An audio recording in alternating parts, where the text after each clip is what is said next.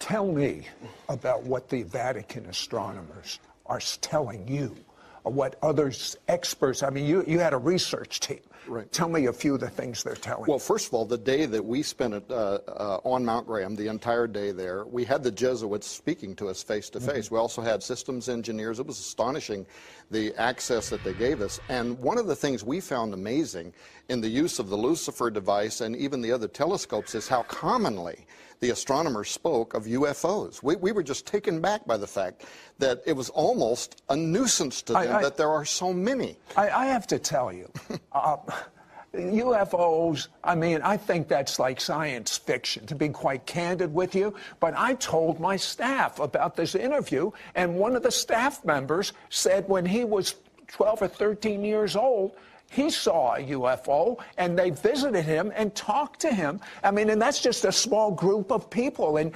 statistics say 1 out of 2 people in America believe in UFOs, unidentified flying objects. And we're hearing now reports all over the world. My wife and I were crossing over a mountain one time when a circular silvery device dropped down from the heavens, shot around, done all kinds of things we couldn't explain.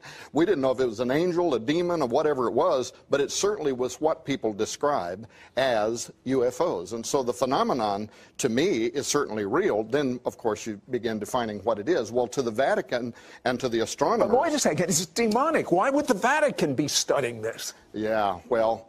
Not only are they studying it, Corrado Balducci, who was the spokesman for the Vatican, he was their official mouthpiece concerning the alien presence, not just the reality of aliens on other worlds, but an alien presence that is here on Earth now. You can go to YouTube and watch his shows on Italian television when he spoke for the church and said that the church was using its embassies around the world to compile information, a case study, if you will, on what the aliens are doing on Earth now. So the belief system is deep, regardless of what you or I might make out of it. And I got to tell you, especially when it comes to alien abduction, I am convinced that we are talking about demonic activity, not intelligences from another world, maybe from another dimension.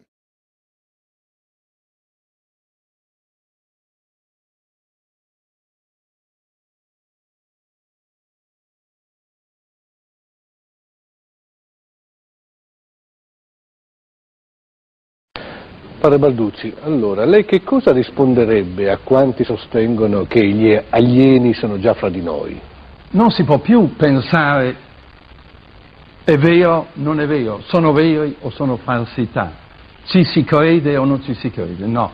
Oramai ci sono varie considerazioni che fanno dire con certezza che l'esistenza di questi esseri c'è, non si può dubitare. Magari si potrà dire che su 100 fenomeni ce ne saranno, anche se si dicesse 99 non vero e uno vero, c'è quell'uno che dice che certi fenomeni esistono. Quindi questo è il primo problema, non rientra più nell'ambito della prudenza umana, dubitare, perché la prudenza dice di essere prudenti, ma non di negare. Con quali conseguenze sotto il profilo della religione, della filosofia? Non ci sono non c'è alcuna conseguenza negativa, tutto è contemplato, mica il Signore ci ha rivelato tutto. E quindi si può pensare benissimo anche alla stessa redenzione umana. Cristo rimane sempre il centro dell'universo, ma nell'universo c'è tutto, non solo il mondo, ma ci sono le migliaia di stelle, le migliaia di galassie e ci sono, non voglio adesso dire i numeri, ma indubbiamente si può pensare e ragionevolmente a questo punto, ed entriamo qui nella seconda questione, come si spiegano, alla esistenza di altri mondi abitati. In che maniera abitati? Da chi abitati? Vede, c'è un detto che risale ancora a secoli fa, natura non facit saltus, la natura non fa salti, cioè c'è il regno vegetale, il regno animale, il regno umano e il regno angelico, le uniche cose, 4 regni che conosciamo, 3 sono naturali e li vediamo. Tra l'uomo, l'essere umano e l'angelo, c'è un salto un po' grosso da fare. Ecco perché già con questo argomento della convenienza, che è illustrato molto bene da San Tommaso, uno dei più grandi teologi, è probabile, è verosimile, ecco, più che altro, che tra l'uomo, che ha già uno spirito in sé, ma povero spirito, è soggetto alla materia in una maniera incredibile, basta, alla sera uno sente il bisogno di andare a letto, mentre l'anima non ha bisogno di dormire, basta una piccola malattia, insomma, è talmente imprigionato.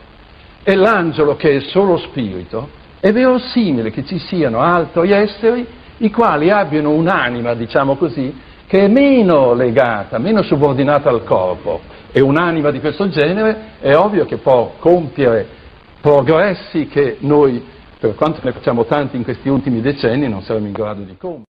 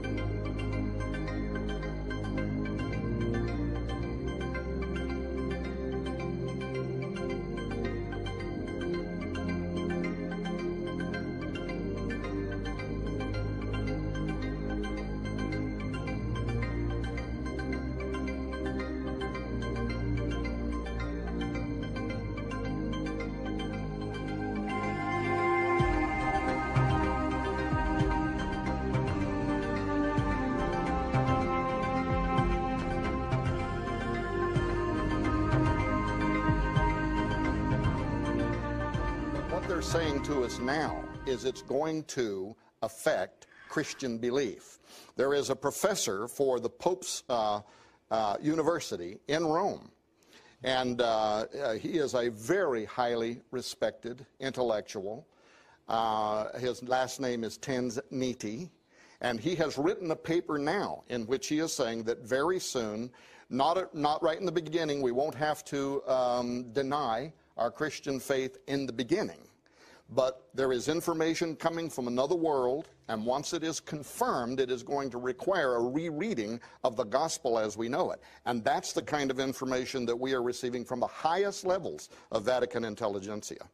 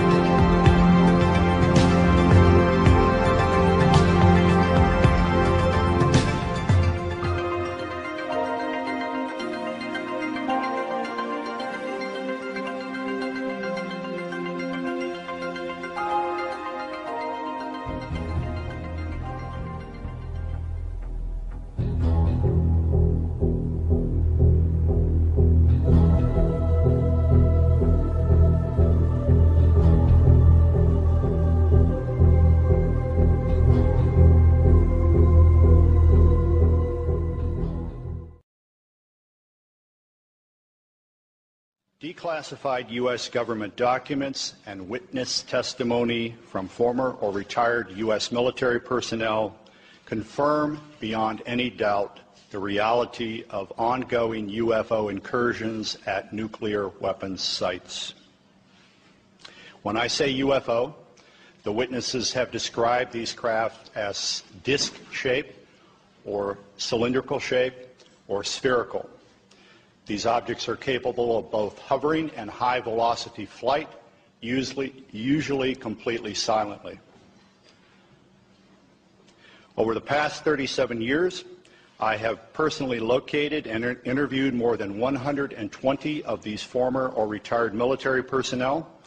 all of whom report UFO incidents at one or more of the following locations: nuclear missile sites, nuclear weapons storage areas, and nuclear weapons test sites in Nevada and the Pacific during the era of atomic atmospheric testing. I believe, these gentlemen believe, that this planet is being visited by beings from another world who, for whatever reason, have taken an interest in the nuclear arms race which began at the end of World War II. Regarding the missile shutdown incidents, my opinion, their opinion, is that whoever are aboard these craft are sending a signal to both Washington and Moscow, among others, that we are playing with fire, that the possession and threatened use of nuclear weapons potentially threatens the human race and the integrity of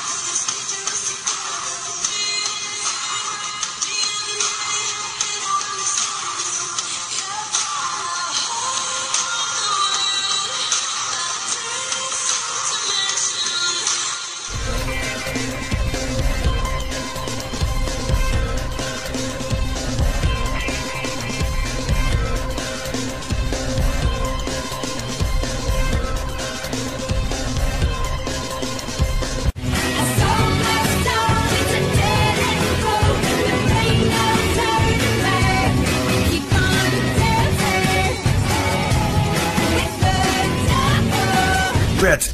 She'll take your bleeding heart and your soul. No regrets. And now it's too late for you. I'm gonna drain your veins and bathe in your blood. Freddie the man told me that, hey, don't be defensive, relax, what's the problem? Freddie Wait, told I'm me wearing about... my Lucifer ring, watch out. Okay. Lucifer ring, what is that and why? Who's Lucifer? I'll tell you about it later. Oh, hey.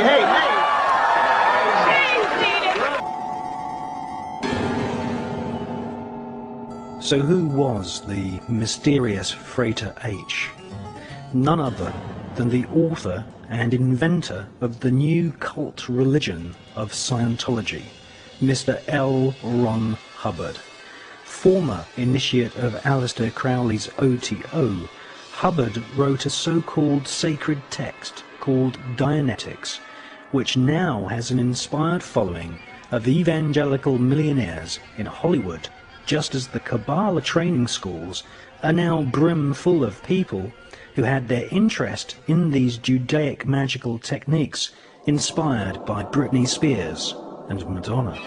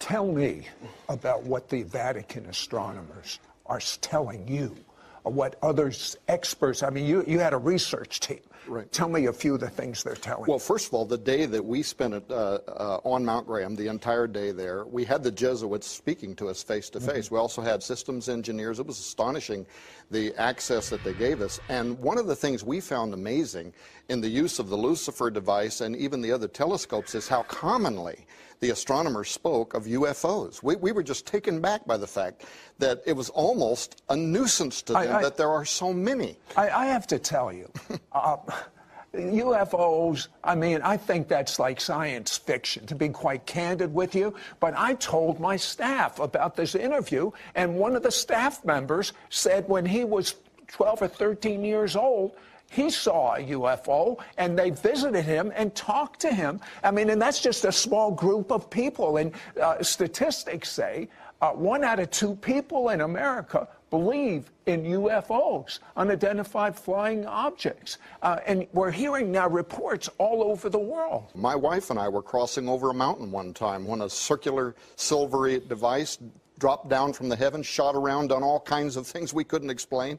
We didn't know if it was an angel, a demon, or whatever it was, but it certainly was what people describe as UFOs. And so the phenomenon, to me, is certainly real. Then, of course, you begin defining what it is. Well, to the Vatican and to the astronomers... But wait a second, it's demonic. Why would the Vatican be studying this? Yeah, well... Not only are they studying it, Corrado Balducci, who was the spokesman for the Vatican, he was their official mouthpiece concerning the alien presence, not just the reality of aliens on other worlds, but an alien presence that is here on Earth now. You can go to YouTube and watch his shows on Italian television when he spoke for the church and said that the church was using its embassies around the world to compile information, a case study, if you will, on what the aliens are doing on Earth now. So the belief system is deep, regardless of what you or I might make out of it. And I got to tell you, especially when it comes to alien abduction, I am convinced that we are talking about demonic activity, not intelligences from another world, maybe from another dimension.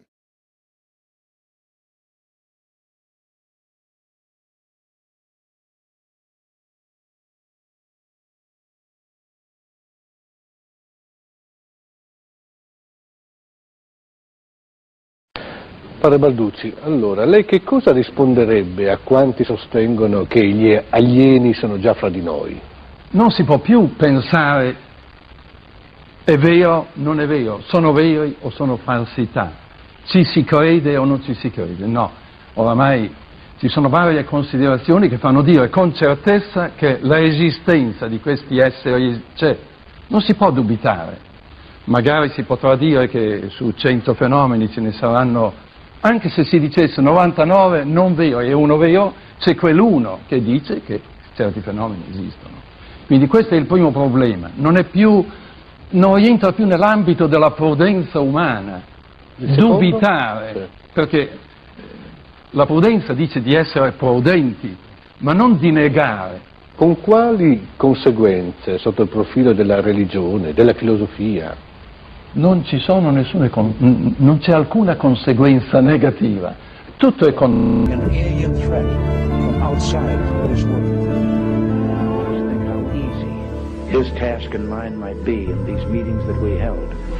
If suddenly there was a threat to this world from some other species, from another planet, outside in the universe, we'd forget all of the local differences that we have.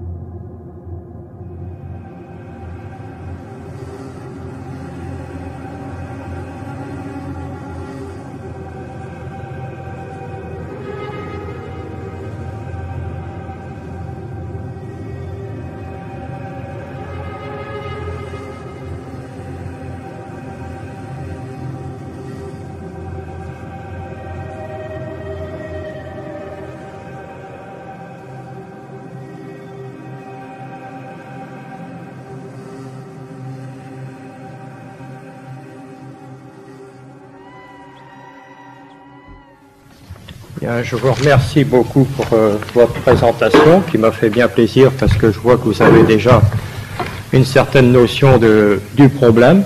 Il est certain que si j'en suis arrivé à avoir une certaine vision particulière du problème, c'est parce que je m'y suis moi-même fait pincer, en quelque sorte, et que j'ai eu la chance de la Sainte Providence de pouvoir m'en être sorti. Parce que le phénomène OVNI, tel qu'on le présente généralement par les médias, est totalement faux, parce que justement ce phénomène s'ingénie à se présenter pour ce qu'il n'est pas. À partir de lui, d'ailleurs, il y a eu l'émergence d'un mythe extraterrestre, alors que le phénomène OVNI est totalement étranger au problème de la vie extraterrestre. Mais il est bien évident, suivant l'aspect dont il se présente depuis déjà maintenant une cinquantaine d'années, bien que le problème ne soit pas du tout un phénomène moderne. Le phénomène OVNI s'est présenté sous des aspects totalement différents depuis la plus haute antiquité. En vérité, je me demande même si son point de départ depuis la Genèse. C'est-à-dire que l'histoire des OVNI, suivant la conviction que j'en ai, et puis bon, je m'en expliquerai un peu plus à la suite de mon exposé, j'ai bien l'impression qu'effectivement le problème des OVNI remonte à la genèse de la création dans ce qui est contenu de la séduction d'Adam et Ève, où le serpent génésiaque dit « vous serez comme des dieux ». En vérité, depuis ce temps-là, le phénomène qui a changé de forme ne cesse pas de dire toujours « vous serez comme des dieux » si vous suivez notre exemple. Je m'explique un petit peu. Les dieux d'hier sont en quelque sorte les extraterrestres d'aujourd'hui avec lesquels on essaie encore de recommuniquer d'une certaine façon en utilisant des techniques occultes. Ces techniques occultes sont également très anciennes.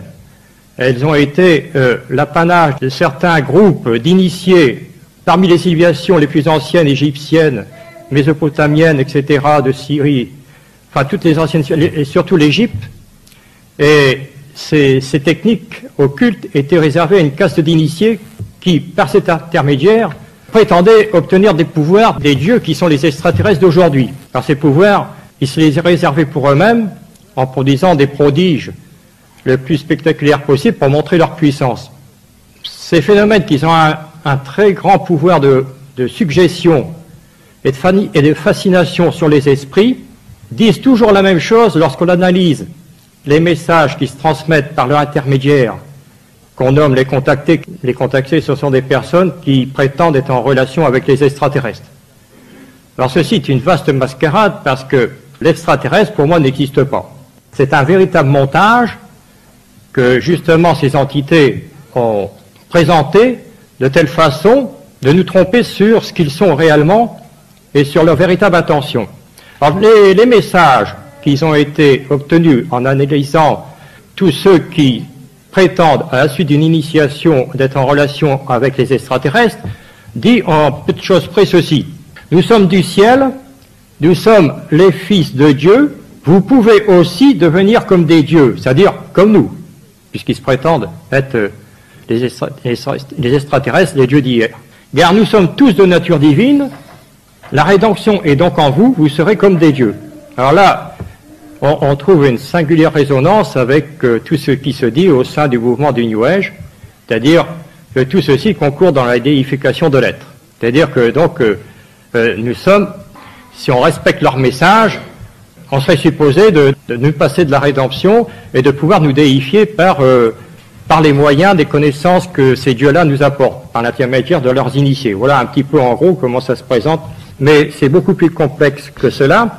Car le phénomène, s'il existe depuis un très lointain passé, bon, c'est qu'il y a certainement un but, et ce but, il demeure caché, secret.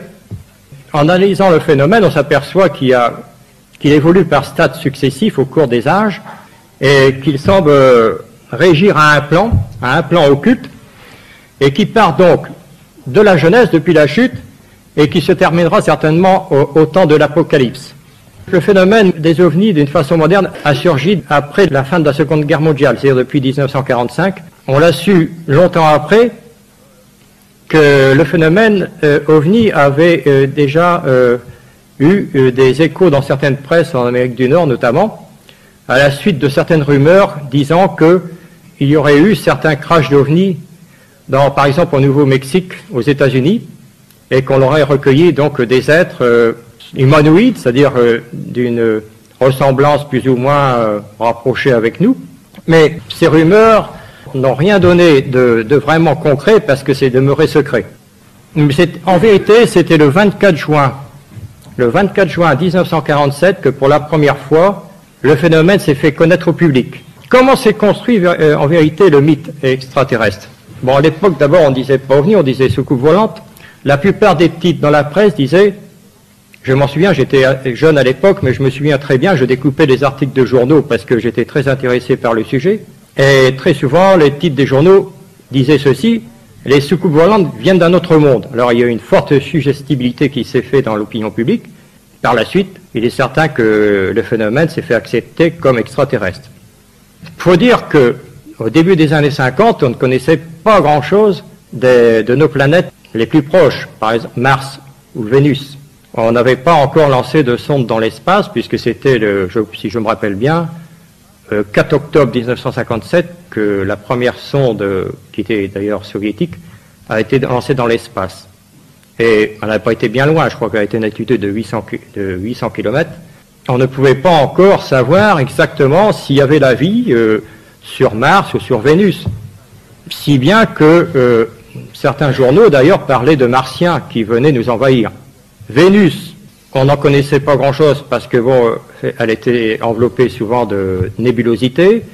Mars, on pensait qu'il y avait des martiens parce que l'astronome Schiaparelli avait détecté des sortes de lignes qui partaient des pôles et qui traversaient, disons, les méridiens, jalonnaient les méridiens de la planète. Alors on pensait qu'il y avait une pénurie d'eau, d'ailleurs, et que donc les Martiens avaient essayé de puiser au pôle pour pouvoir l'irriguer sur leur planète. Alors on en était là au début des années 50. C'était vraiment sérieusement comme ça qu'on voyait les choses. Alors si bien que les journaux parlaient de Martiens, on parlait pas encore d'extraterrestres, on parlait de Martiens. D'ailleurs, l'année 1954 a vu en Europe du Nord, en France en particulier, un véritable déferlement de tous ces objets non identifiés.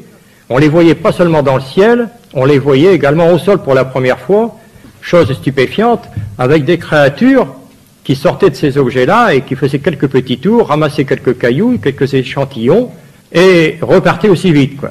Comme si que donc des astronautes venant d'ailleurs avaient soudainement découvert notre planète à la suite de notre manifestation technologique due aux expériences nucléaires, et comme si qu'on les avait alertés, et que donc ils venaient, supposant de Mars ou de Vénus, et tiens, il y a de la vie intelligente sur Terre. C'est quand même assez étrange qu'on ait pu penser ça, parce que bon, pour des engins supposés dotés de telles prouesses technologiques, il y a très longtemps qu'ils auraient dû le faire. Mais curieusement, cette idée s'est installée dans les esprits parce que, bon, en 1950, on était quand même pas si avancé que maintenant dans la connaissance scientifique, astronomique, et que ça demandait encore quelques années pour pouvoir vérifier si cette thèse elle était vraie ou fausse. Alors bien sûr, par la suite, avec les sondes spatiales, on a tout de suite compris qu'il y avait impossibilité qu'il y ait là des créatures intelligentes qui nous envoient des véhicules spatiaux pour voir si chez nous c'était peut-être mieux que chez eux. Ou alors peut-être censés nous envahir, parce que Mars, par exemple, il y avait des problèmes d'eau. Mais je me souviens, étant jeune à l'époque, ça avait quand même beaucoup suggestionné les consciences, et pour certaines personnes comme moi intéressées à la question, on était presque convaincus qu'on était tout près d'une invasion martienne. Voilà, ça c'était donc aux alentours des années 54-55, c'était un peu le climat psychologique qui régnait à cette époque-là au sujet de ces phénomènes. Remarquez, j'ai oublié de vous dire une chose essentielle, c'est que m'étant intéressé à la question, je pense avoir été un des premiers adhérents d'une des premières commissions d'enquête et d'études sur ces sujets, justement en 1954, puisque bon, le phénomène avait complètement, disons, illusionné en quelque sorte, et comme je voulais en savoir davantage, il existait en France et peut-être même en Europe une commission d'enquête privée sur les soucoupes volantes qui a été créé en 1951, et je pense que j'en étais un des premiers adhérents, parce que à cette époque-là, il n'y avait pas beaucoup de personnes qui osaient s'en occuper, parce qu'on était un peu mis à l'index, parce que ça ne faisait pas du tout sérieux. Et on se retrouvait donc à une trentaine de personnes dans une salle à Paris pour en discuter, sans oser en parler dans notre entourage.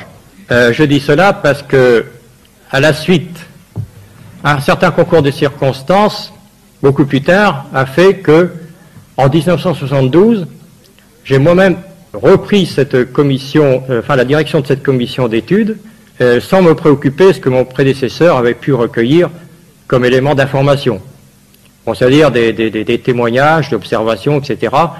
J'ai repris absolument tout à zéro. J'ai mis au point une structure d'enquête avec à peu près 500-600 enquêteurs, chargés de ramasser les témoignages, peut-être aussi recueillir les éléments de traces d'atterrissage.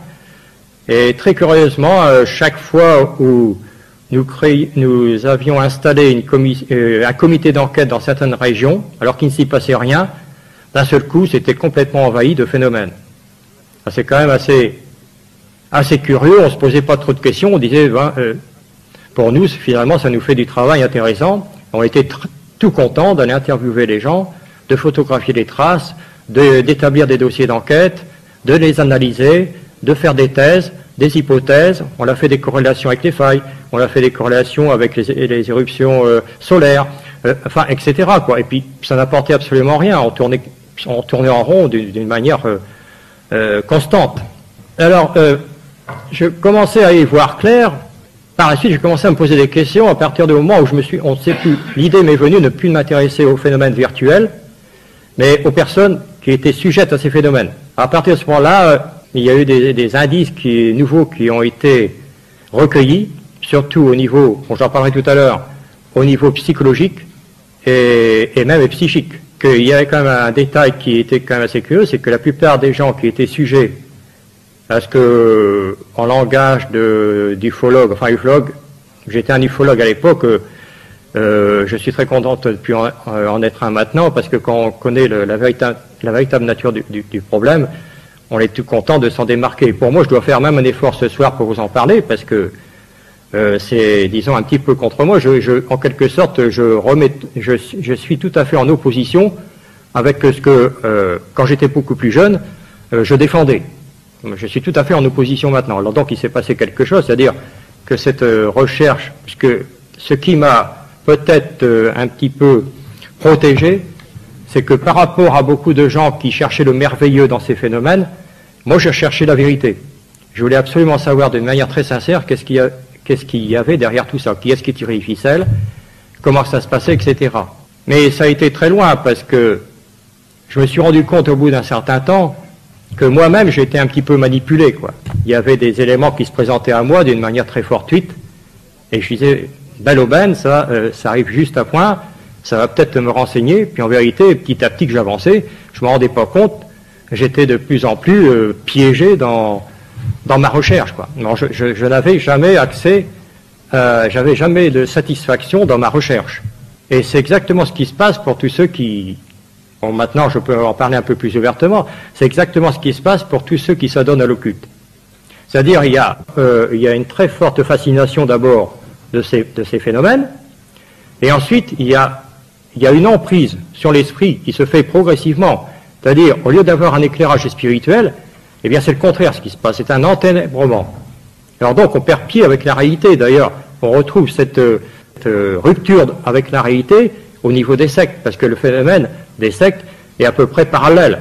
Il y a une suggestion sur l'esprit, il y a une emprise sur l'esprit, à partir d'un gourou qui, lui, fait effet de canal, quoi, qui reçoit une puissance qu'il faut définir, et cette puissance qu'il possède, il l'utilise pour enténébrer ses adeptes, et ses adeptes sont sous sa coupe, quoi, en quelque sorte.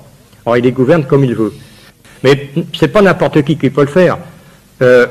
Ces personnes peuvent arriver à de tels résultats parce qu'ils agissent sur le psychisme de l'être humain. Et j'y reviendrai tout à l'heure justement en parlant du psychisme. Bon, je vais quand même en terminer avant tout sur ce qui concerne les aspects physiques du phénomène. Bon, tout à l'heure, monsieur disait que c'est vrai, c'est tout à fait vrai, on avait beaucoup de mal à recueillir des pièces à conviction, des échantillons. c'est pour la bonne raison que il n'y en a pas de pièce à conviction.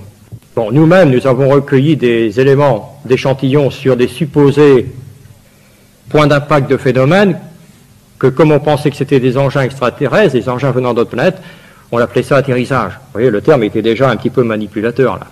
Parce qu'en vérité, c'est une vaste mascarade. Forcément, il se passe un phénomène. Mais le phénomène ne se passe pas de la façon dont on pense qu'il se passe. C'est une véritable illusion. Cette puissance-là, je préfère utiliser, avant de dire le vrai terme, utiliser le terme de puissance. Cette puissance-là, qui est aussi intelligente, est capable de nous illusionner à sa guise. Alors donc, ces illusions se présentent de telle façon qu'on croit qu'elles sont réellement consistantes. Mais en vérité, ce sont des leurres. Ce sont vraiment des leurres qui nous sont présentées pour nous faire croire qu'un objet se pose là, des êtres sortent, recueillent des échantillons, remontent en vitesse dans leur engin et partent aussitôt peut-être analyser tout ce qu'ils ont recueilli. Ouais, c'est un petit peu simpliste, il me semble, et même un peu grossier. Mais en vérité, tout ça, ça fait partie d'une vaste panoplie de phénomènes capables de nous illusionner par deux moyens particuliers dont je parlerai un peu plus en détail tout à l'heure. C'est qu'ils sont capables de nous montrer dans notre esprit des scénarios qui n'existent pas, ce sont des illusions. Ils utilisent certaines parties de notre cerveau pour nous faire croire que... Ou la deuxième chose qu'on pense réalisable, c'est que cette puissance-là est capable d'effectuer des formes matérialisées. C'est-à-dire qui ne sont vraiment pas consistantes au niveau technologique, matériel. D'ailleurs, on l'aurait certainement retrouvé, comme a dit monsieur tout à l'heure, des éléments. Bon, parce que c'est aussi assez curieux que si ces engins sont technologiques, qu'ils soient infaillibles aussi. Parce que bon, il y a quand même, on l'a répertorié quand même, depuis le temps que ça dure, des dizaines de millions de cas d'observation, et jamais il y a eu de panne, jamais il y a eu d'incident, jamais on a pu recueillir quoi que ce soit. Forcément, parce que le phénomène n'est pas vraiment technologique, ce n'est pas des engins tôles avec des rivets, des boulons, etc. Ce sont simplement des formes matérialisées qui se présentent comme si c'était des engins bien solides. Je ne dis pas qu'il n'y ait pas quelque chose de parfaitement matériel, mais temporairement. C'est-à-dire qu'il y a une matérialisation qui s'effectue d'une manière très brève, et ensuite dématérialisation. C'est vrai parce que nous avons, parmi les recueils du matériel photographique, etc., je me souviens d'un film qui montre qu'à un certain moment, on voit un objet bien défini, quoique, je dois dire, les objets sont toujours soit lumineux, et s'ils se présentent sur une forme matérialisée, ils sont flous. Je mets au défi absolument mon ami Georges Menguer, qui est ici, qui est notre représentant en Suisse de la commission de recherche sur ces phénomènes, que maintenant, bon, on ne recherche plus ces phénomènes, mais notre tâche maintenant, c'est en connaissant un petit peu plus, on essaye d'avertir les personnes qui se font attraper par toutes ces illusions-là, quoi. Parce qu'il y en a toujours. Eh bien, monsieur Menguer, donc, seulement me confirmer que parmi les centaines de photos qui nous sont passées entre nos mains, ça a toujours été des éléments flous, soit des éléments lumineux, une masse lumineuse, soit une masse matérielle, enfin se présentant semi-matérielle, mais floue. On ne voit jamais de structure proprement dite. Vous voyez, ce qui montre que quand même, ce qui est flou est quand même aussi suspect de toute façon. Parce que si c'était vraiment des engins d'une structure bien définie, technologique, avec des êtres qui en connaissent un peu plus que nous, je ne vois pas pourquoi ils se cacheraient, ne se présenteraient pas un petit peu plus à nous, parce que, au contraire, ça serait dans leur intérêt de montrer qu'ils viennent d'autres planètes. Mais ce n'est pas le cas. Donc, ils sont capables, ces objets-là, d'apparaître, de disparaître, de se décomposer, de se recomposer, et de changer de forme même en cours de manifestation. C'est-à-dire, par exemple, on voit un objet rond, d'un seul coup, on voit qu'il devient tubulaire, ou ça devient un triangle, etc. Alors donc, il y a une transformation de forme qui se fait en cours d'évolution. Et d'autre part, bien souvent, on voit des objets qui se présentent, bon, suivant une masse lumineuse, et soudainement, cette apparition s'éteint comme un écran de télévision. Alors, c'est pas l'objet qui s'en va comme ça, qui disparaît dans le lointain à l'horizon, non. C'est bien souvent des témoins m'ont dit un objet est apparu, je l'ai parfaitement vu, puis d'un seul coup je ne l'ai plus vu. Il a complètement disparu, comme si il s'était éteint, quoi.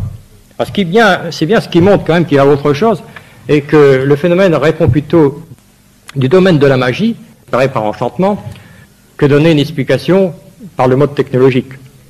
Ils sont donc capables, ces objets-là, d'immatérialité et de matérialité à la fois. J'ai un autre témoignage qui me revient à l'esprit tout de suite, qui montre aussi que ces objets sont capables de prouesses absolument phénoménales et qui ne pourraient absolument pas effectuer ces prouesses-là s'ils étaient vraiment technologiques. Je me souviens qu'un ami qui avait travaillé sur les champs de tir d'expériences atomiques au Sahara, qu'avant les expériences, me disait-il, les ingénieurs filmaient au théodolite des objets qui tournaient au-dessus du champ de tir alors que c'était tout à fait secret et que donc personne ne pouvait savoir à l'avance quand aurait lieu l'explosion. Ces objets étaient quand même là. Et au moment de l'explosion, au moment où la boule de feu de l'explosion se développe, les objets ont été vus fonçant carrément dans la boule nucléaire, et ce qui est totalement impossible, quoi. Aucune matière ne peut résister à une chose pareille. Mais si on conçoit que ces objets ne sont pas vraiment matériels, tout s'explique. Vous voyez? Alors, c'est pour ça que j'aborderai plutôt dans ce sens que ce ne sont pas des objets vraiment matériels. Ils sont capables de matérialisation, ils sont capables également de nous illusionner, mais à ce moment-là, on comprend mieux le phénomène. D'autre part, on l'a vu également, pas toujours dans le ciel et sur terre des phénomènes, on en a vu également dans la mer. J'ai recueilli des témoignages de certaines personnes qui étant sur un bateau venant de l'île de la Réunion et qui ont parfaitement vu un objet lumineux à bâbord du bateau venir sur le bateau, traverser le dessus du bateau et ressurgir de l'autre côté à tribord. Mais alors, quand je les ai questionnés, ils m'ont dit, mais on n'a pas vu de remous, on n'a pas vu de bouillonnement, on n'a pas vu de sillage, on n'a rien vu de tout ça. Ce qui paraît quand même assez difficile à concevoir quand si c'est un objet technologique. Mais encore une fois, ça peut s'expliquer si ces phénomènes sont des phénomènes d'illusion, quoi. Alors dans ces conditions, on conçoit très bien que les scientifiques ne s'intéressent pas à la question et qu'ils ont un certain dédain de pouvoir analyser ces phénomènes-là. Ils n'ont pas la possibilité de l'étudier scientifiquement, parce que si c'est des phénomènes qui ont plus recours à la magie, il n'y a pas de consistance. Et aucun scientifique n'a osé s'avancer dans ce terrain marécageux jusqu'ici. Bon, je dois dire aussi que le phénomène n'est pas constant, bien entendu. On ne voit pas de ces phénomènes-là tous les jours. Il est épisodique, il se présente périodiquement à certaines époques, mais il est toujours quand même présent. L'autre hypothèse qui a été suggérée, est-ce qu'il s'agit d'armes secrètes, etc., je ne pense pas que ça soit pensable, parce que le phénomène, comme je l'ai dit tout à l'heure, il est très ancien. Il est apparu d'une forme moderne après la guerre. Il y a une certaine... il se module en fonction en quelque sorte de nos croyances et de notre technologie, quoi. Il est capable également de mimétisme.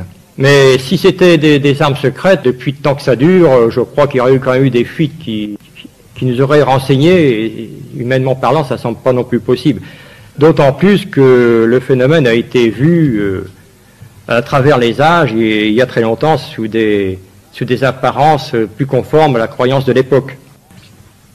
Et il se métamorphose justement suivant les époques. Et de tout temps, si on fait également des recherches sur les chroniques anciennes, on s'aperçoit que de tout temps, il y a eu des signes qui ont apparu dans le ciel. Au Moyen-Âge, en Occident, on ne voyait pas des objets comme on voit maintenant d'une forme moderne, de disques, etc., d'apparence métallique ou lumineuse. On voyait surtout des genres de comètes, des torches, des flammes, des croix, des lances, des dragons, des lunes, des soleils, etc. Les chroniques de l'époque rapportent tout ça. En 1608, par exemple, a été recueilli dans les archives de la ville de Nice un témoignage qui relate qu'il y a eu un combat dans le ciel entre deux personnages qui se livraient une bataille entre eux au-dessus de la mer de Gênes et Marseille, je crois. Et ceci avait dû apeurer suffisamment la population parce que ces archives mentionnent qu'on l'avait amené les canons dirigés vers la mer au-dessus de où se déroulait le phénomène, les canons à bouée bien entendu, et qu'il y a eu 800 coups de canon tirés sur ce phénomène. Alors si c'était vraiment simplement que des petits mirages comme ça, je ne crois pas que la population aurait eu une certaine crainte et qu'il n'y aurait pas eu 800 coups de canon tirés. Alors, vous voyez, c'est quand même assez inquiétant parce que quand on voit des phénomènes comme ça, il y a de quoi forcément se poser des questions. Je dois dire aussi d'ajouter qu'au cours de ces phénomènes que je viens de relater, là, de 1608, il y a eu des pluies de sang qui se sont opérées, qui ont justement laissé présager à la population que des événements de mauvais augure pourraient se produire. Au XVIIIe siècle, d'une manière plus rapprochée, changement de forme de nouveau de ces objets-là, on aperçoit surtout des ballons mystérieux qui allant contre le vent et laissant entrevoir des espèces d'amarres d'encre qui tombaient de ces ballons-là. Ça encore, ça a été recueilli dans des vieilles chroniques. Donc je ne pense pas que les gens de cette époque-là auraient inscrit dans ces chroniques-là des choses qu'ils n'auraient pas vues. Mais ce que je voulais dire à ce sujet-là, c'est que le phénomène prend donc une consistance en fonction de ce qu'on connaît, quoi, de l'époque. Et c'est donc seulement au début du XXe siècle qu'on a encore aperçu une autre catégorie d'objets, surtout au cours des années 1896 et 1897. Bon, c'était la fin pratiquement de la marine à voile et on commençait à voir apparaître maintenant la machine à vapeur, quoi. Alors, qu'est-ce qui s'est passé? Eh bien, très curieusement, des journaux de l'époque relatent l'apparition d'espèces d'objets qui tenaient à la fois du bateau constitué de roues à aubes, et en même temps qui tenaient de l'aéroplane. C'était donc à l'époque de la découverte de la machine à vapeur qui mettait fin à la marine à voile. Donc là encore, il y avait un mimétisme assez curieux d'un mariage entre un bateau et un aéroplane. Enfin, l'aéroplane n'était pas encore là. Mais c'était l'apparence de ces objets-là. On chronique d'ailleurs de l'époque les appelait bateaux aériens. Et ce qui est très curieux, c'est que aussi pour la première fois, c'est qu'on a parlé de personnages qui descendaient de ces objets. Des personnages habillés non pas à la forme qu'on les a aperçus à l'époque moderne, c'est-à-dire habillés de scaphandre ou pas de scaphandre, parce que bon, en 1969, on allait mettre le premier pied sur la Lune. Donc, tell me about what the Vatican astronomers are telling you, or what others experts. I mean, you had a research team. Right. Tell me a few of the things they're telling you. Well, first of all, the day that we spent on Mount Graham, the entire day there, we had the Jesuits speaking to us face to face. We also had systems engineers. It was astonishing the access that they gave us. And one of the things we found amazing in the use of the Lucifer device and even the other telescopes is how commonly the astronomers spoke of UFOs. We were just taken back by the fact that it was almost a nuisance to them that there are so many. I have to tell you, UFOs, I mean, I think that's like science fiction, to be quite candid with you. But I told my staff about this interview, and one of the staff members said when he was 12 or 13 years old, he saw a UFO, and they visited him and talked to him. I mean, and that's just a small group of people. And statistics say 1 out of 2 people in America believe in UFOs, unidentified flying objects. And we're hearing now reports all over the world. My wife and I were crossing over a mountain one time when a circular silvery device dropped down from the heavens, shot around, done all kinds of things we couldn't explain. We didn't know if it was an angel, a demon, or whatever it was, but it certainly... Tell me about what the Vatican astronomers are telling you, or what others experts, I mean, you had a research team. Right. Tell me a few of the things they're telling you. Well, first of all, the day that we spent on Mount Graham, the entire day there, we had the Jesuits speaking to us face to face. We also had systems engineers. It was astonishing the access that they gave us. And one of the things we found amazing in the use of the Lucifer device and even the other telescopes is how commonly the astronomers spoke of UFOs. We were just taken back by the fact that it was almost a nuisance to them that there are so many. I have to tell you, UFOs, I mean, I think that's like science fiction, to be quite candid with you. But I told my staff about this interview, and one of the staff members said when he was 12 or 13 years old, he saw a UFO, and they visited him and talked to him. I mean, and that's just a small group of people. And statistics say 1 out of 2 people in America believe in UFOs, unidentified flying objects. And we're hearing now reports all over the world. My wife and I were crossing over a mountain one time when a circular silvery device dropped down from the heavens, shot around, done all kinds of things we couldn't explain. We didn't know if it was an angel, a demon, or whatever it was, but it certainly was what people describe as UFOs. And so the phenomenon, to me, is certainly real. Then, of course, you begin defining what it is. Well, to the Vatican and to the astronomers... But wait a second, it's demonic. Why would the Vatican be studying this? Yeah, well... Not only are they studying it, Caroldo Balducci, who was the spokesman for the Vatican, he was their official mouthpiece concerning the alien presence, not just the reality of aliens on other worlds, but an alien presence that is here on Earth now. You can go to YouTube and watch his shows on Italian television when he spoke for the church and said that the church was using its embassies around the world to compile information, a case study, if you will, on what the aliens are doing on Earth now. So the belief system is deep, regardless of what you or I might make out of it. And I got to tell you, especially when it comes to alien abduction, I am convinced that we are talking about demonic activity, not intelligences from another world, maybe from another dimension.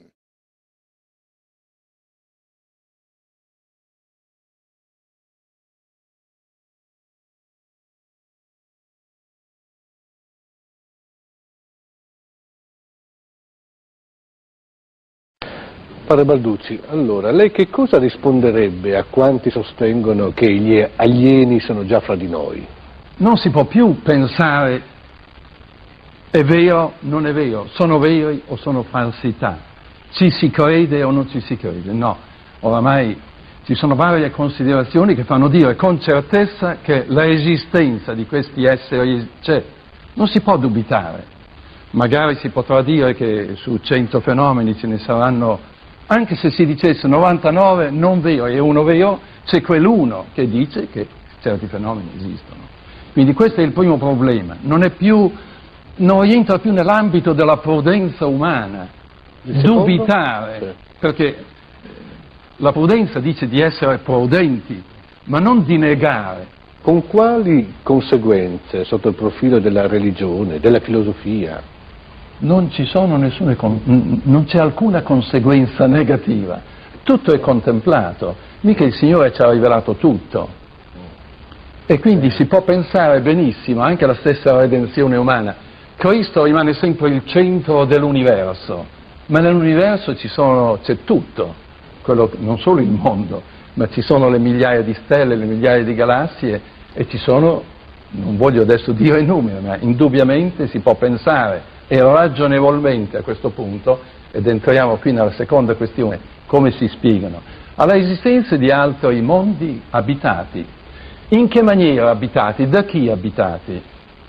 Vede, c'è un detto che risale ancora a secoli fa, natura non facit saltus, la natura non fa salti, cioè c'è il regno vegetale, il regno animale, il regno umano e il regno angelico, le uniche cose, 4 regni che conosciamo.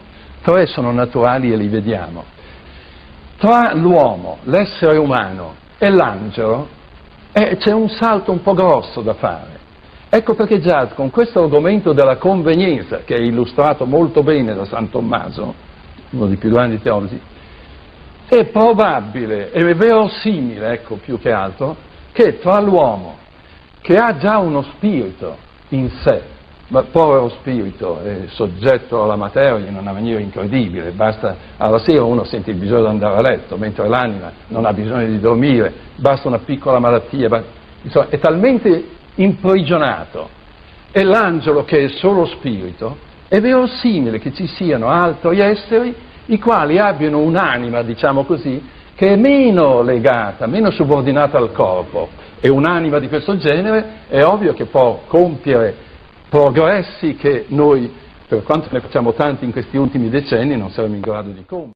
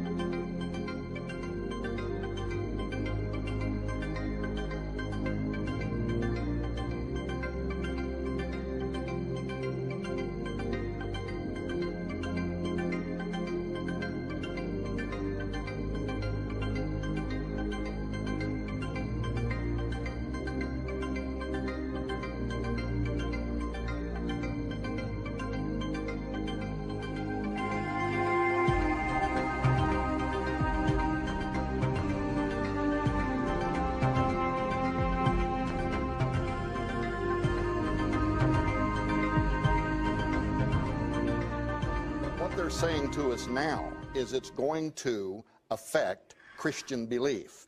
There is a professor for the Pope's University in Rome, and he is a very highly respected intellectual. His last name is Tanzaniti, and he has written a paper now in which he is saying that very soon, not right in the beginning, we won't have to deny our Christian faith in the beginning. But there is information coming from another world, and once it is confirmed, it is going to require a rereading of the gospel as we know it. And that's the kind of information that we are receiving from the highest levels of Vatican intelligentsia.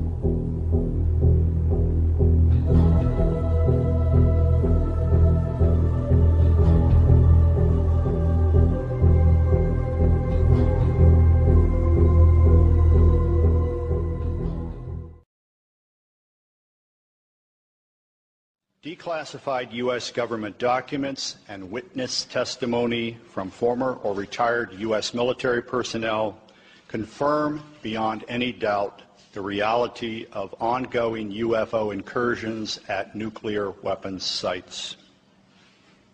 When I say UFO, the witnesses have described these craft as disc-shaped or cylindrical shaped or spherical. These objects are capable of both hovering and high-velocity flight, usually completely silently. Over the past 37 years, I have personally located and interviewed more than 120 of these former or retired military personnel, all of whom report UFO incidents at one or more of the following locations: nuclear missile sites, nuclear weapons storage areas, and nuclear weapons test sites in Nevada and the Pacific during the era of atomic atmospheric testing. I believe, these gentlemen believe, that this planet is being visited by beings from another world who, for whatever reason, have taken an interest in the nuclear arms race which began at the end of World War II.